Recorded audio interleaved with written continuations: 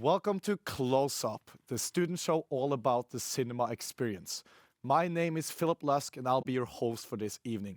In the next 30 minutes, we're going to be talking about documentaries, as well as Norway's biggest documentary film festival, Dokfilm. They kicked off the festival yesterday and they'll continue until Sunday. Since the end of the lockdown, cinemas are back. But can they keep up with the competition of the newly uprised streaming services? We'll be discussing this topic with an emphasis of small local cinemas.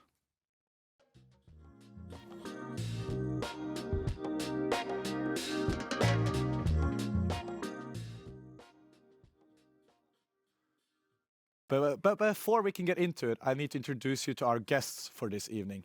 Eirik Fausko is a master student here at Volda University College in media practices. To him, film means both work and hobbying at the same time. Elena Quilles is an international student from Spain.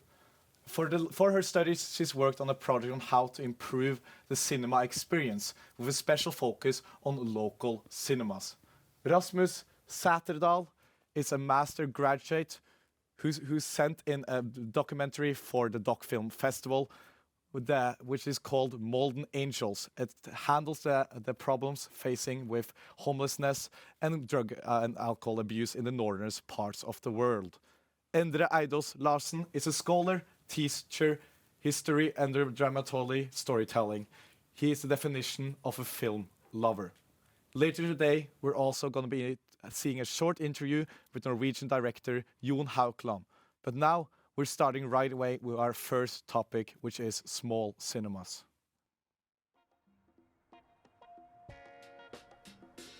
Jørundfjord Film Theater, this local film club, is one of quite a few local cultural projects that we've been building up from 2015-ish and towards this day. So, yeah, today we'll talk about the film club. My name is Tor Grunde Simonsen, and I'm the leader of Jørundfjord Film Theater. That's the local film club here in Sæbø. Well, for me, and I hope for other people, it's the concentration that you lose yourself in the film. I think it's like that in almost every art form. If you lose yourself in the art form, like reading a very good novel or book, like watching a concert, which is could be very intense, and you lose yourself in the experience, then you will get something in return. Elena, for your studies, you've been working on a project to how to improve the experience in cinemas, especially in smaller cinemas. Can you tell us a little bit more about this project? Yeah, my project is about making outdoor events here in Volda or around this area. And we were really focused on working with refugees and internationals in general. So we want to make cinema more social, not only focus on the film. It's more like making an event and spending time together and enjoy together. That's awesome. I'm also wondering, do any of you guys have a special cinema memorable moment that kind of sticks out and inspired you in your earlier years? Maybe you have one, Rasmus? Well, I'm not sure. I think the biggest experience I had was to see one of the new Star Wars movies, the Episode 7 in cinema. Just because that was like a childhood dream coming true. So I just remember the feeling of sitting there and seeing the opening title and knowing it was the first time somebody saw that version of Star Wars. That was quite the feeling to just be there and experience it. So probably that one, yeah. But also, as you said, to have like outdoor experiences. I know the cinema in Bergen, for example, has had success with having like premieres in, for example, swimming pool. They had a Baywatch movie. They screened it in a swimming pool, and some horror movies they had screenings inside the wood for the premieres. So they've had like these social events around it. So yeah. Elena, you kind of touched on it now, but what does smaller cinemas need to do to keep staying relevant as the industry grows and we see more of the bigger cinemas like in Olsen, like Odin? Good question. That's why are we looking for, like, we are trying to find the key to make small cinemas not, I don't know, like, we want to the small cinemas come back as they were, like, they used to be. Like, right now they are, I don't know how to explain, but we're fighting and finding a way to make it work. Sorry. Yeah, no, that's a great answer. Endre, do you feel like local cinemas are being threatened by the big industry and the more mainstream, maybe cinemas that we see in the big cities? Yeah, you could answer that in many ways. It's a very big question, of course. But one way of looking at that is an answer that is yes, they are threatened. But basically, there's a big challenge. For example, in Sperre, I talked to them. There's such a great initiative. The film clubs in Norway. There's a lot of them, and there's so great voluntary work being done. But they struggle to get people coming to the cinema. And I think a lot of that has to do with the streaming services and the new situation of our lives in terms of being, having things available. Many people download and stream and are used to getting things either for free or for a few without much effort. So you get what we speak about content, getting content easily. Now, the cinema experience is much more than content. It's an sensorial experience, aesthetic experience, and you can get great experiences in the home. I have had some of my greatest moments if I emulate the cinema experience, turning the light off, turning off my mobile phone, maybe even, but getting people to go to cinemas, local cinemas like in Sperre or bigger cinemas is a challenge. I think it has to do with the new situation in terms of technology and our habits of how we relate to films.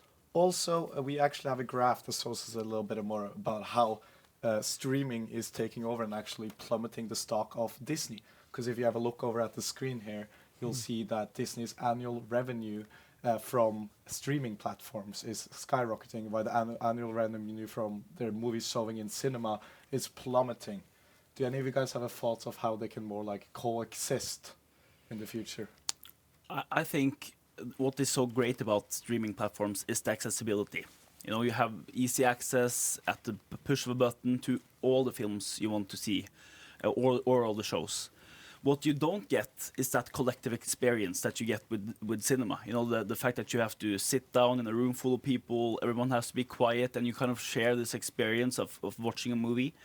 That is something you really lack. So that kind of, like, as you said, the sensorial part of it is lost completely. So maybe, and we can see that is a trend with like 5D cinema, 4D cinema, with other sensory stimuli being introduced as well. That could be a way of combating it, maybe a little bit. But nothing beats accessibility and the fact that it's instant, And I think that's a big challenge. I think also the re-release of like classics. It's a lot of movies that people wish they had seen in theater when they were there, or they've heard their parents or grandparents talk about the experience of seeing like Indiana Jones or stuff like Citizen Kane and these grand pictures on the big screen. And I think if Norwegian cinema was better at putting those up in the cinema, you could re-spark that feeling of it being an event. And then maybe we would see like newer movies as well, because it was that feeling. Yeah, and I think to add to that, I think it would be interesting if we could think differently about short films and longer films, future films. That, for example, the cinema space has been wonderful historically and could be again wonderful to screen short films. A program of short films. Why isn't that marketed? Why isn't that focused on, for example, collect a lot of people hanging out together, having fun, maybe some interaction even with some short film programs. Trying to work on that in culture. that would be promising, because I think the attention span is changing. And there's a work to be done there to preserve the cinema feature film, but also some work to be done in terms of, okay, short films does not get a lot of attention. Maybe we can, in a new attention span world, in reality, we can maybe exploit it also to direct new attention, more attention to short films. Lena, what do you think smaller cinemas, smaller local cinemas need to do to combat the big streaming services? I think the key is trying to sell themselves like more in a social way, because I think the small cinemas are like, okay, we are like dying in a way, we need people, but they have to sell themselves like in a fun way and in a social way, in a way that people are really interested in going. So I think that's the way. Do you guys think that we're losing the quality of movies as they're being more mainstreamed and mass-produced for streaming services? No, you will always have like indie films, and the cheaper movies are to make, and the more they make, I think you will always have those that stand out, especially from indie film, and that more and more people, it's easier and easier to give money to projects, and almost with the more competition, it will be you have to beat like the mainstream movies. So you have to keep trying to get better, and yeah. I think what is at risk, I think, related to this question and what you talk about is kind of maybe not, to quality you can define that in many ways, and but variation is important, I think, for different types of films, different types of moving images, and that can be threatened by certain trends, etc., certain big companies, right, that uniforms and make similar types of things all the time. You have the Marvel universe, especially, as a grass, so that's a threat, I think, in terms of how to preserve variation. I think that's a big question related to your question, because we can get very uniform in what we see. Through the streaming, it's a very limited selection in terms of what type, what aesthetic, what styles, what approaches to film is very limited in many streaming platforms. We have a certain type of mainstream film which can have a high quality, be great films, but there's a certain pattern in how film is, what type of films is streamed. In Netflix, for example, and the big ones especially, you have Mubi and other smaller that is concerned with variation, and that's important. We have also another graph that shows how cinema plummeted during the COVID-19 lockdown and pandemic, and how it's slowly getting on the rise again now after the world is reopened. Do you think that cinema will be able to stabilize or go back to where it was or even reach newer heights? Elena, what do you think? I think it can be possible. Like, new movies are coming and they are making like the new cinemas, like I said, like the open cinemas and summer, I don't know, I think it can work. Do you think these creative solutions is kind of the way forward as you're talking about the open cinemas and Yeah. Yeah. I think so. Yeah. Rasmus, what do you think? I'm not so sure actually, because like you said, also the habits of how we see content is changing, and you see TV series on the rise, and they don't fit into the cinema format in the same way as movie does. And I think TV series is more and more taking over that part of the market, and like limited series, and so I'm not sure actually. I don't think it will be as big as it was back in the day, but I think it can be much higher than on the graph, for sure. The movie June was a big classic. Was released at the same time in both the streaming service and in cinemas. Eirik, do you think this is a good example of how maybe streaming and movie cinemas could coexist? I haven't seen that film, but probably. I mean, I think as we kind of touched upon, the thing that streaming doesn't have, that sensory input, that kind of collective experience, is something that is people that love and enjoy cinema to its core, kind of, they will never want to lose that. So I don't think cinema will ever die. You know, I think because of how the internet and the accessibility is kind of transforming the way we see movies, it will be a challenge to keep up. Anyways, I don't think it will ever keep up, but I think it still should be appreciated because it's kind of the most pure form to see visual art. Right, you can try to emulate, as you say, the same kind of experience in your living room with darkening and putting down the curtains, but that's not going to the cinema.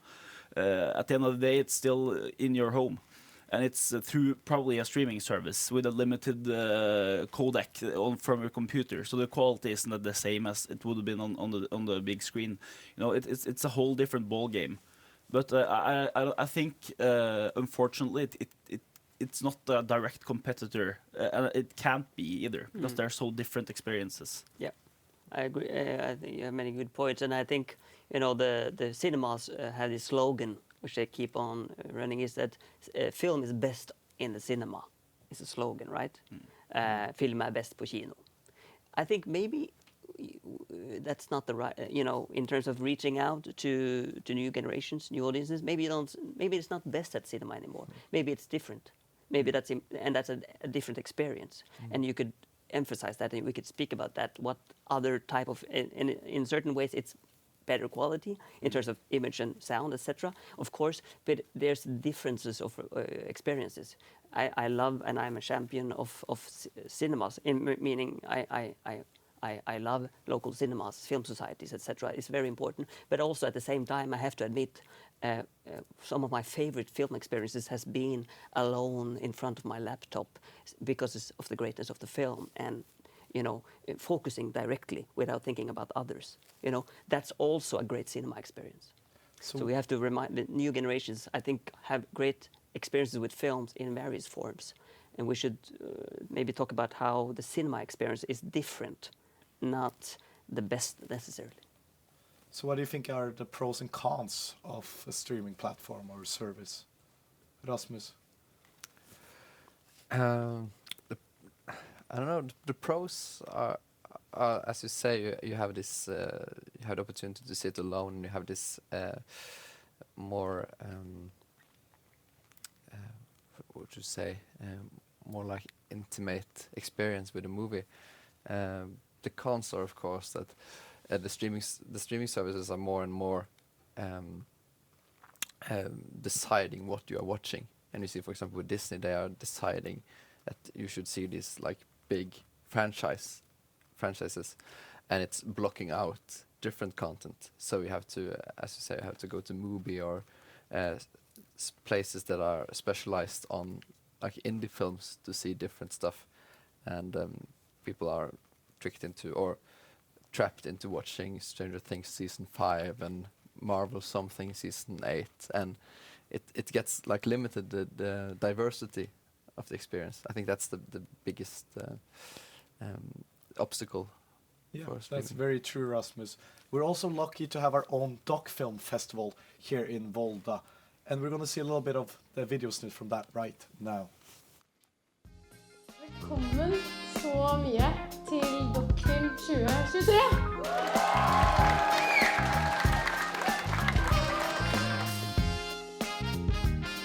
We are located in Volda.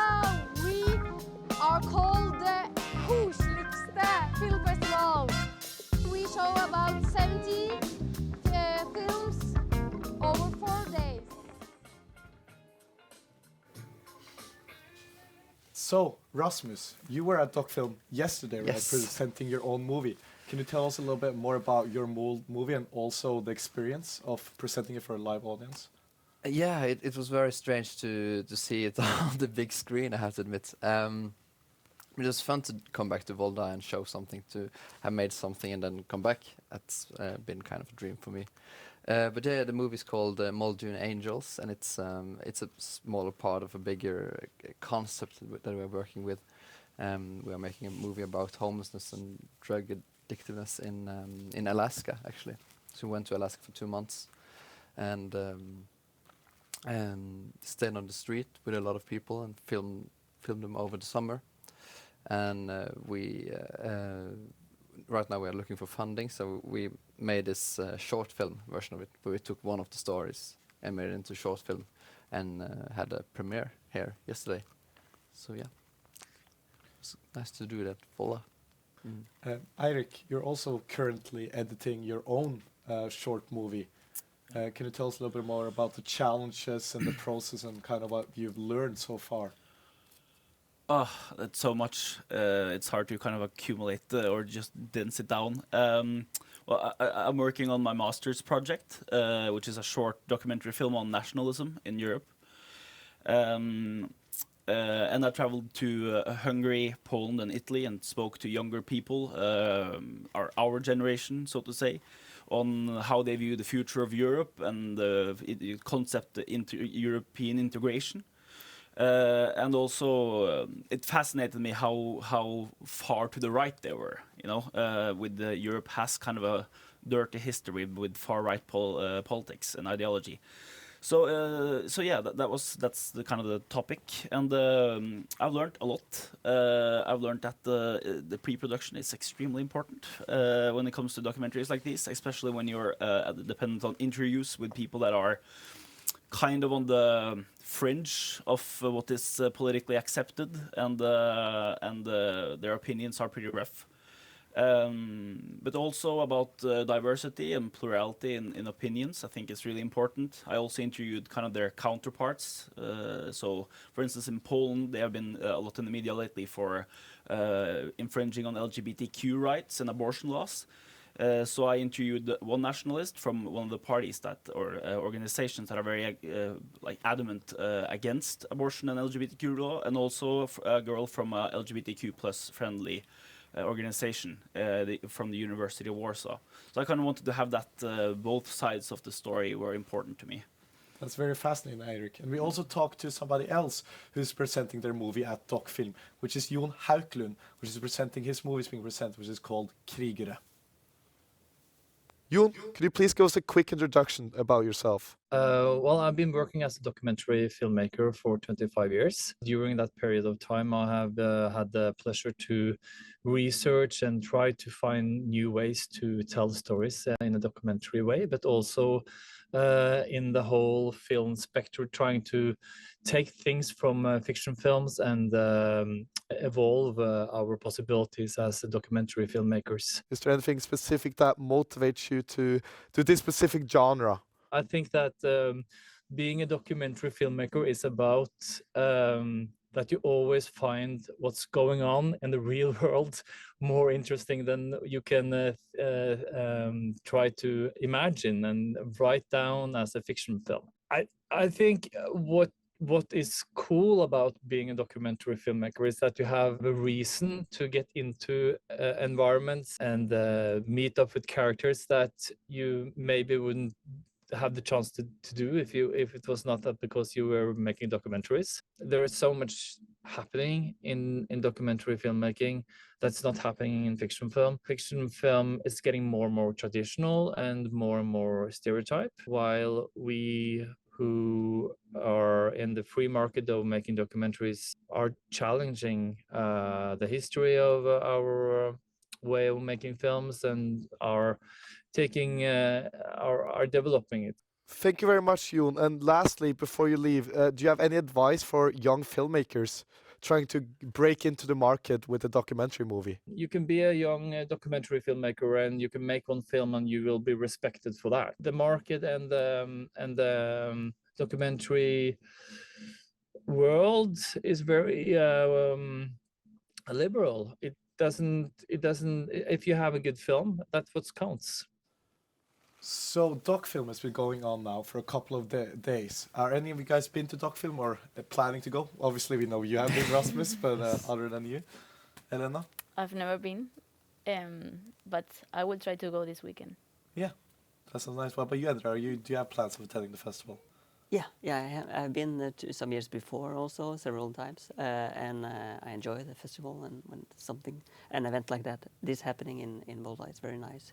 I've been traveling now, so I just came to Volda, so I haven't been able to attend anything yet, but I plan to check out something tomorrow, yeah, looking forward to it. Yeah. So Dokfilm is an opportunity for film creators as yourself and documentary creators to share their ideas and ideals and their movies with each other. How important do you think this communication is both for the market of growth of documentaries, but also for the film creators themselves? Maybe you can talk a little bit about this, Rasmus, since you kind of experienced it yesterday. Yeah. Yeah, where to start? It's a big question. Yeah. I think it's. I feel very honored to be able to show something at a festival like this, because you have both creators at the same age and older as well, and you have younger students and students at the same age that are trying to, I think, do the same thing as yourself, to tell stories and to get into the filmmaking business, and it becomes like a hub of interest for every film that's screened here, and yeah, it's a very open environment, and you get the opportunity to like test the film on a very liberal audience, I would say. Yeah. Also, Dokfilm has many, almost 16 students showing off their movies for the first time this year. Eirik, how important do you think this exposure is for young filmmakers? I think to be able to show your film, something that you produced yourself, and can kind of test it out on the audience, as he said, this is very important. You can kind of get feedback, and if it's your first film and you want to get criticism, constructive criticism, then that's a very, very great platform to do so, I think. Yeah, for sure. Yeah, for sure. Endre, as a teacher, what do you think is such important about this experience for students? Yeah, I think it's very important, and I'm very much part of the animation program, running that now. So then they also have a festival, Animation Volda, really important. So we see that as a very important educational meeting place, first and foremost, I think, a meeting place between young students, older students, people from the industry, teachers, scholars, critics. If you talk about, festivals in general, that's a great opportunity and platform to meet physically, and to also just randomly or suddenly you hang out with a filmmaker as a young student. You sit with someone from a big company, without making a fuss about it. You just talk about what you love, both of you. That's the great promise. One of them, I think, with festivals. So we've been through many of themes today, both about streaming and about local cinema and everything. What do you think is important that the viewers at home and also yourself have gotten out of this conversation we've had there today? You asking me? Yeah, I'm asking you.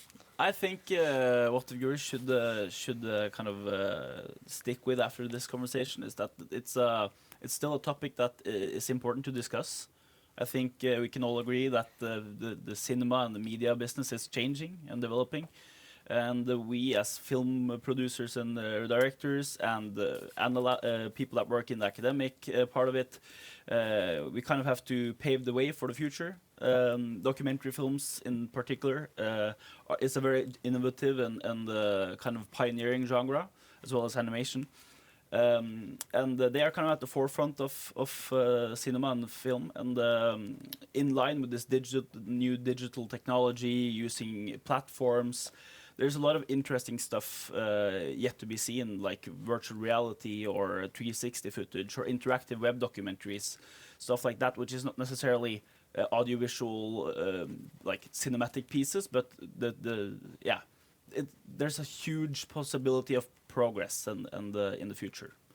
Yes, Thank you very much. I think that's all we've had time for today. And on that note, all right, I would like to end it with that statement of the conversation. I want to thank our guests very much for coming and being a part. It's been really interesting hearing all your opinions and thoughts about everything we've been through so far. And also to the viewers at home, if you're interested in film, especially documentaries, maybe check out Dokfilm. It's going on until Sunday, where they'll be announcing the winners of different awards. Until next time, thank you very much and have a great evening.